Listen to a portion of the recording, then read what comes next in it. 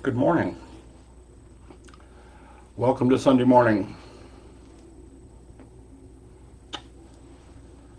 Greetings to everybody I can see on Zoom and everybody who I cannot see on Facebook and YouTube.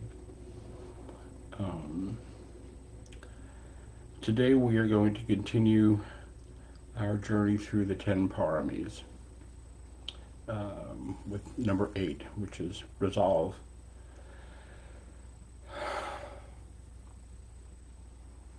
First, I want to say something. I caught a Dharma talk on simplicity, which I thought was really, really cool. And one of the things I like about Vipassana is it's simple. My teacher, Gil Fronsdale, says if it's not simple, it's not Vipassana. We are committing the simplest of all acts when we're sitting in meditation. We are simply sitting. It's the simplicity of just sitting where you are. And there's all this noise that goes on in my head, and yours, I'm sure, or I'm guessing, which doesn't really take away from the fact that it's the simplicity of just sitting still. The rest is just, when you're in the elevator, you're not focusing on the music. You're moving up and down. That's what you're aware of, right? The noise in your head when you're meditating is kind of like that. You are actually being still, and there's noise in the background. And we get pulled off on it because that's the way the mind is set up. And then we make a decision, which is something I'm going to be talking about later, is decision making. And come back to recognizing the simplicity of what we're doing in the moment. It's not complicated. That's the cool thing about it. So, I invite you to appreciate the simplicity of simply sitting in the moment. So, let's find a meditation posture that works for us. This is a posture where you are relaxed and alert.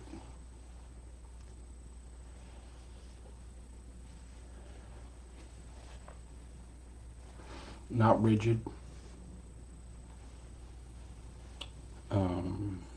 Upright. If you're like slouching, it's actually harder for your body to maintain a relaxed state for a longer period of time.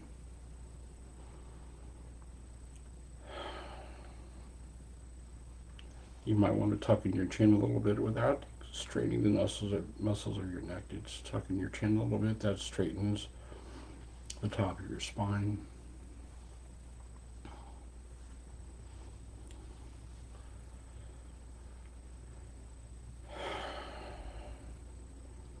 And just settle into your body. The simplicity of your body sitting. That's all you're doing. Sitting.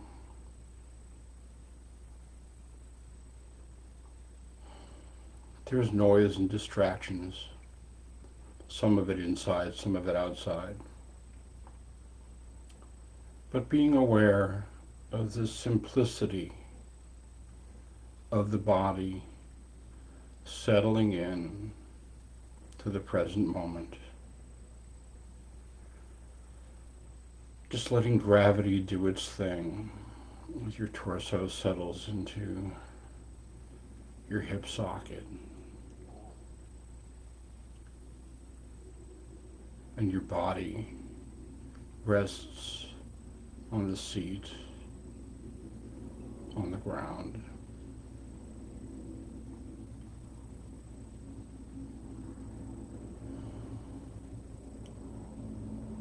let's take a few slow, deep breaths.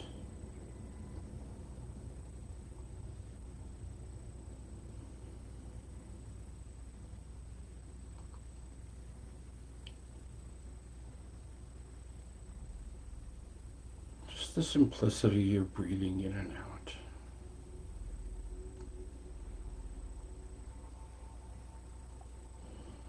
And on the out breath, just begin to relax and soften.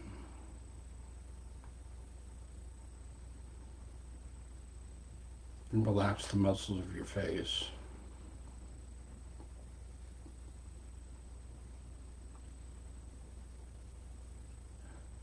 And let your breathing return to normal.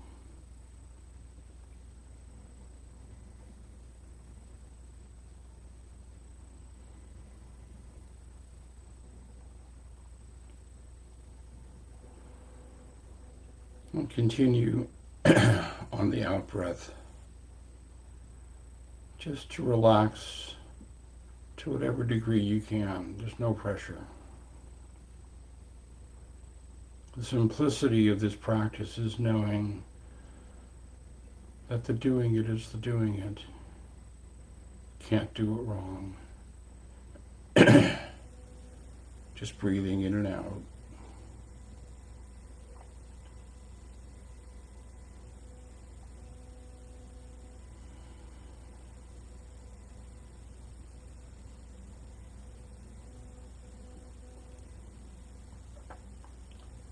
And noticing the physical experience of your body breathing.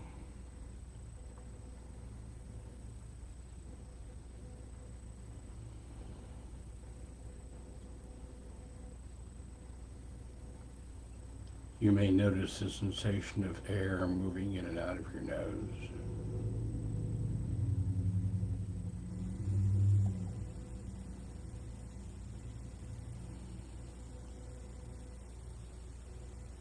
You may notice the sensations of your chest or belly moving up and down.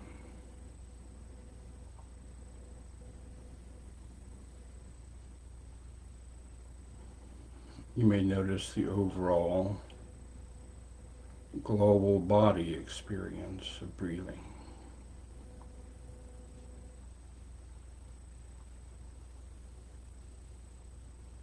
Whatever is easy and most compelling and where you want to focus, and let your attention,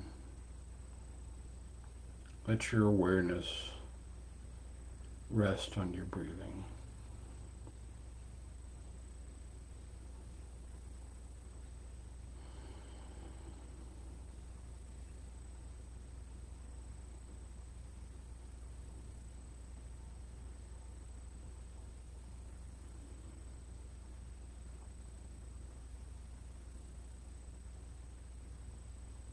The body breathes in, the body breathes out. And we can resolve and decide in this moment to keep bringing our attention back to awareness of the body breathing.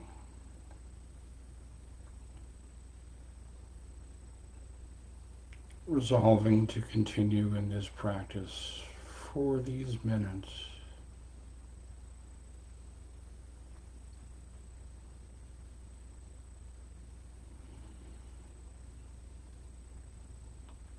Your mind wanders off from the simplicity of the moment into some stream of thought. It's all good. Just come back to the simplicity and the resolve of being in the moment, resting your awareness on the body breathing.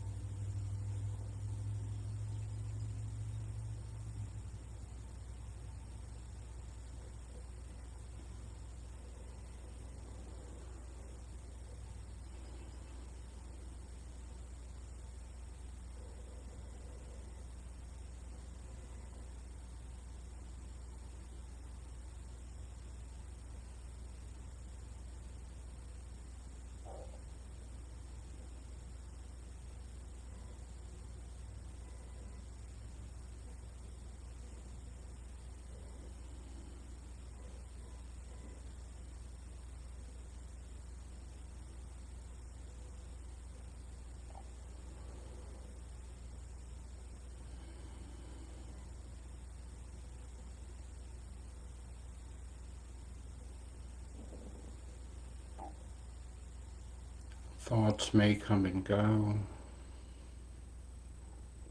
It's okay. Just sort of bow to your awareness of the mind thinking. And come back to the simplicity and the resolve to be in the present moment. Resting your awareness on the body breathing.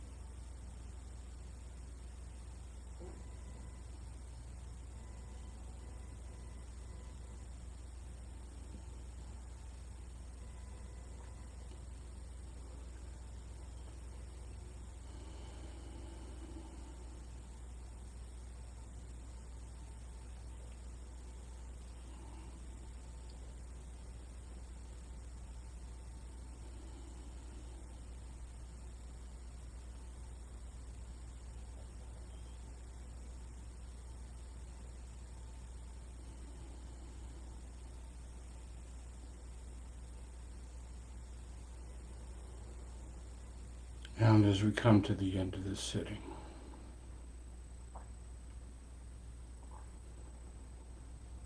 noticing the simplicity of just sitting in the body, breathing. That's all that's actually happening.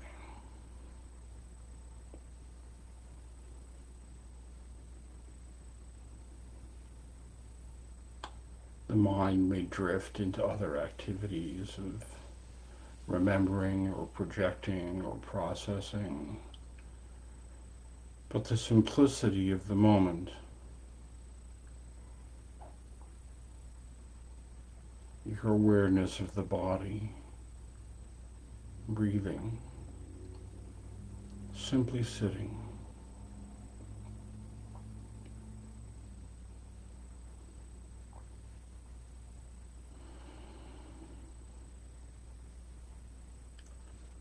And may it be that the simplicity of this practice help us come to a center where we can open our hearts and meet the world with kindness and compassion.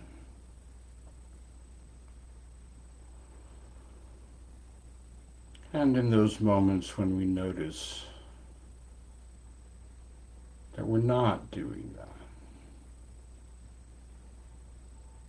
the simplicity of noticing how we are and where we are in the moment, breathing into self-compassion, remembering our intention,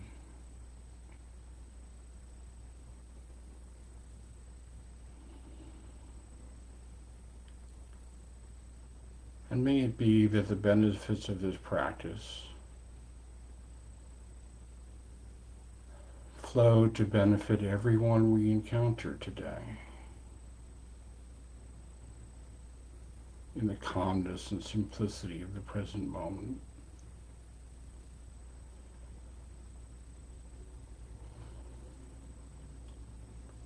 May it be that the benefits of this practice be of benefit to all beings everywhere.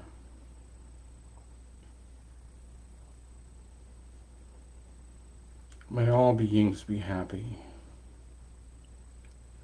May all beings be well. May all beings be safe. And may all beings be at ease and at peace.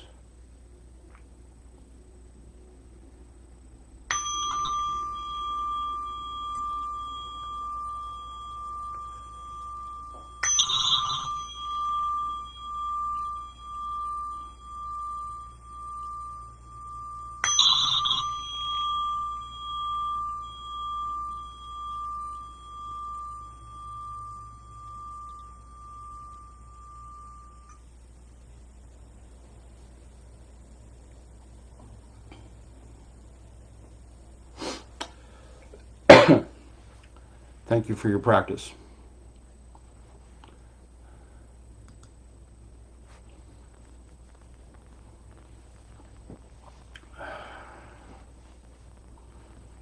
Just to let you all know, I will be here next week, or I will at least be in front of a Zoom camera, wherever here is, I'm not sure. Either on the desktop computer or on the laptop, wherever I am. Feel free to come and join me. It's my experience, and I've been told that after a good dose of holiday family, a lot of people need a little more mindfulness practice. Jack Kornfield famously said, if you think you're enlightened, go spend time with your family. Make sure you enjoy it.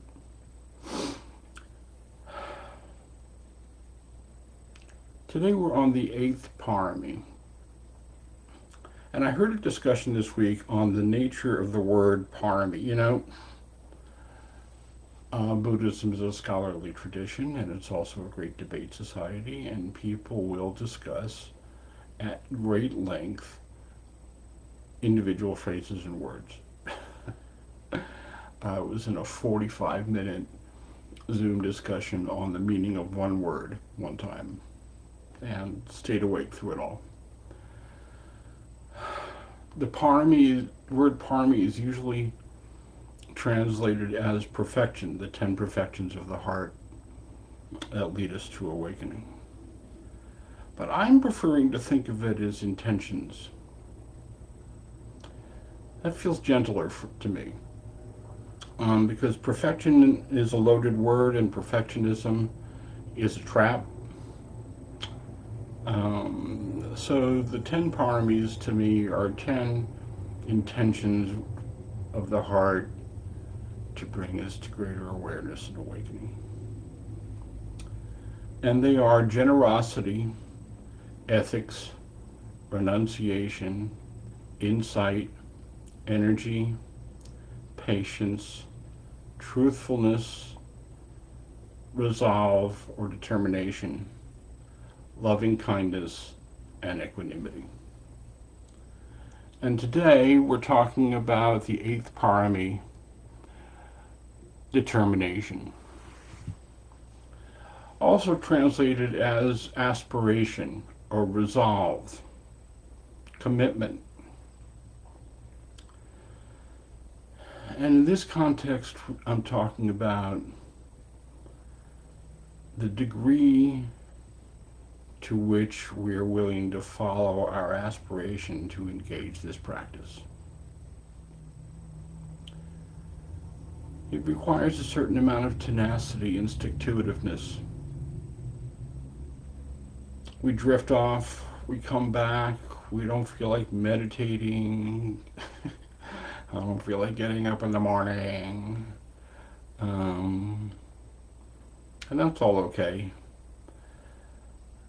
But resolve, in this context, we begin again, and we begin again, and we begin again. And we make a decision, a firm decision, a vow to continue moving forward no matter what.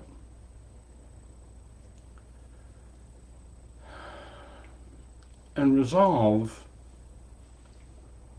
I'm not talking about stubbornness. Stubbornness can include neglecting our own needs and the needs of others to get to a certain goal. It's not gentle. This sort of resolve includes self-care. It includes compassion and self-compassion. So it's more like a gentle and persistent wind encouraging us on to the next step, whatever that may be. Encouraging us on to the next breath, encouraging us on to the next moment of noticing that we've wandered off, thinking about I need to buy laundry detergent, and coming back. The moment we've wandered off, we notice we've wandered off and we're processing a conversation from yesterday or this morning, the decision and the resolve to keep coming back, keep coming back, keep coming back. And the 12-step process talks about this very early on. There are great parallels between the 12 steps and the Buddha Dharma. Buddha offered 4 noble truths that lead to an 8-fold path, and that's 12. The first noble truth is that life includes suffering and dissatisfaction. And the first step of AA is that we're powerless and unmanageable. Sounds the same to me. The second noble truth points at the nature of the problem and the solution. The second step does the same thing. And in the third step of Alcoholics Anonymous, which, by the way, has been brought to 300 different 12-step fellowships, is we make a decision. So the idea of resolve shows up in various spiritual traditions. in AA as we made a decision to turn and walk down this path. And here in the Parami of resolution, we are resolving a decision to turn and walk down this path. And there are going to be obstacles. Of course. Anything worth doing is challenging. And we're resolved to keep practicing.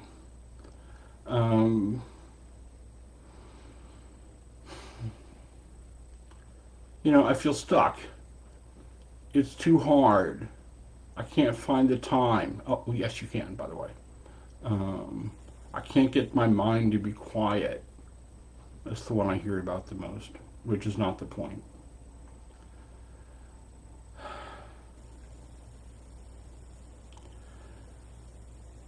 We don't give up when it gets hard or discouraging. What we are trying to do is bring some mindful awareness to our awareness of what it feels like to feel like these things are holding us back. How do we relate to it? What narrative do we construct around it? As I said before, people often come to me with the narrative of I can't get my mind to be quiet, therefore I can't do this. All right, well, you can't get your mind to be quiet. Neither can anybody else.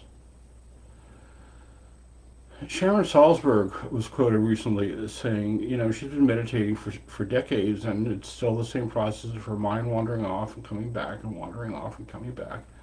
And she stays with it, but what she starts to notice is after over a period of time, her life gets calmer. She gets more centered. That's the practice. We meet these obstacles and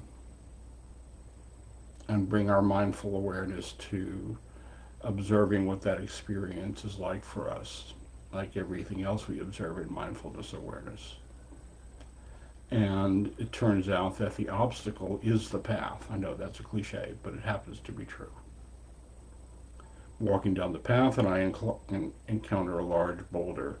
Instead of just like turning around and going home, what's that like for me? And mindfulness suggests we keep asking that question. What's that like for me? And the other thing about resolve is, in Dharma circles, we like to say that awakening is our true nature. And that may be so, and there is, of course, debate in Buddhist circles as to whether or not the Buddha actually said that. What he did say is that the mind has good qualities and bad qualities, or in his language, or the language as it's been translated, is wholesome and unwholesome. So we're trying to cultivate these more wholesome qualities. The rest of the paramis, the Brahma Viharas, compassion, loving kindness, sympathetic joy, equanimity. And we're not in those all the time. That's just the simple truth. But at some point along this path, we have made a resolution, a decision, and made it our intention to walk towards these things and practice them as best we can. And it's not just going to happen on our own. We have to bring some conscious intention and awareness.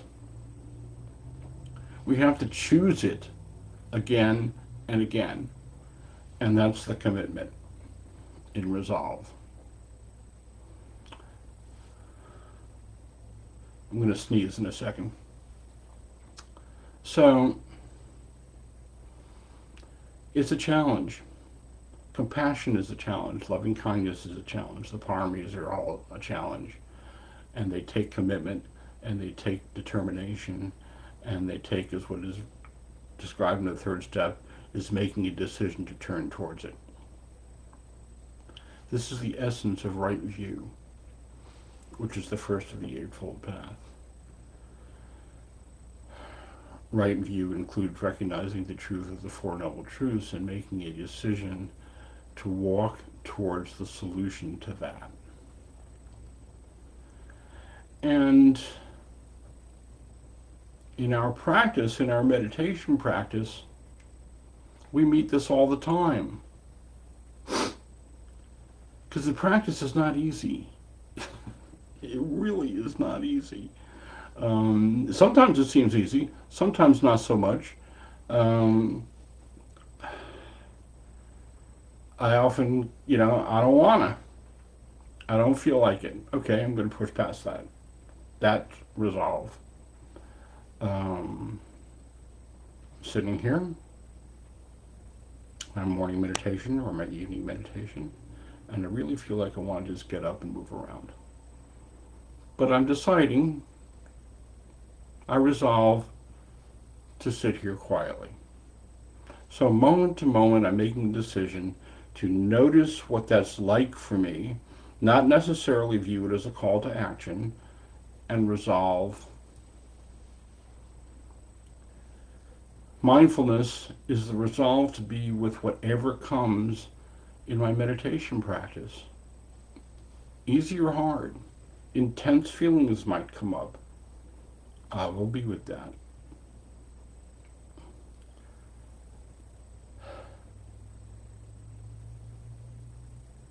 My butt might start to get numb. I've had that experience. I don't know if you have either. I'll be with that too. When I used to sit on the floor, I had 3 knee surgeries later, and my knees are not putting up with that. The pain or numbness in my legs, I will agree to be with that.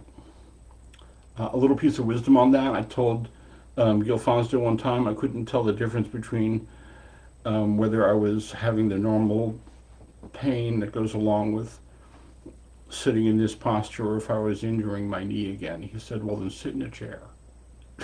Simple. If you're wondering whether or not you're hurting yourself, don't hurt yourself. Resolve to not hurt yourself.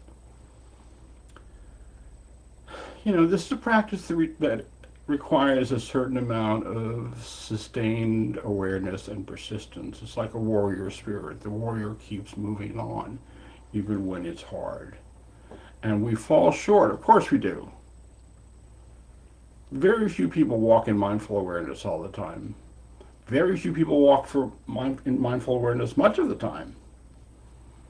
What we learn from this practice is the ability to notice when we're not there and come back, to bring a certain amount of intentionality to our interactions in our life and our work. So we fall short. And that's a call to self-compassion. We notice that our resolve has wavered, and that's a call to self-compassion.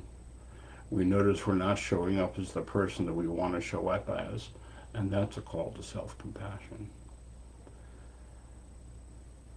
And we can ask ourselves, well, what is there for me to learn here?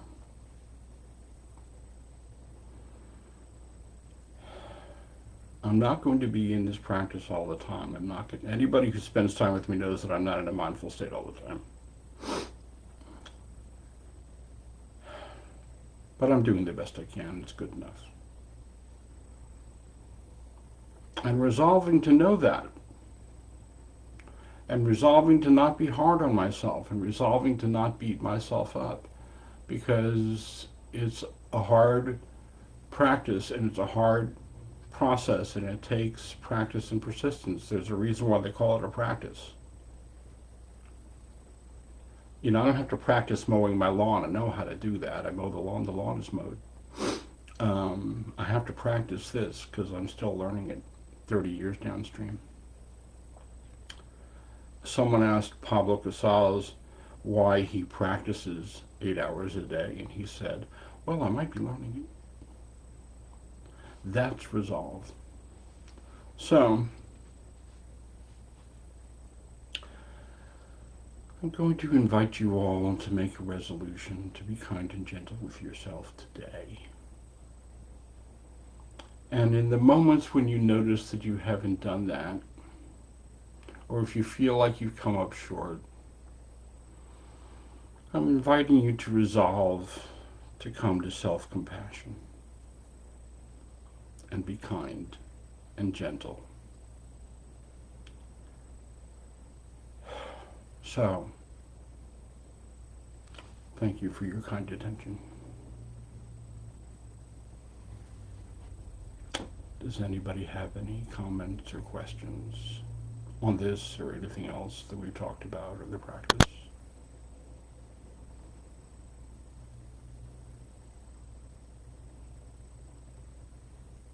Just going to check and see if anybody's messaging me over on the Facebook page. So far, not.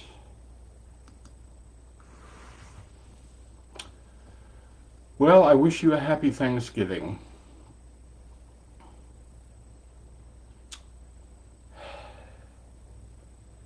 And as the songwriter said, I wish you peace when the cold winds blow, warmed by the fire's glow. And I will see you all next week.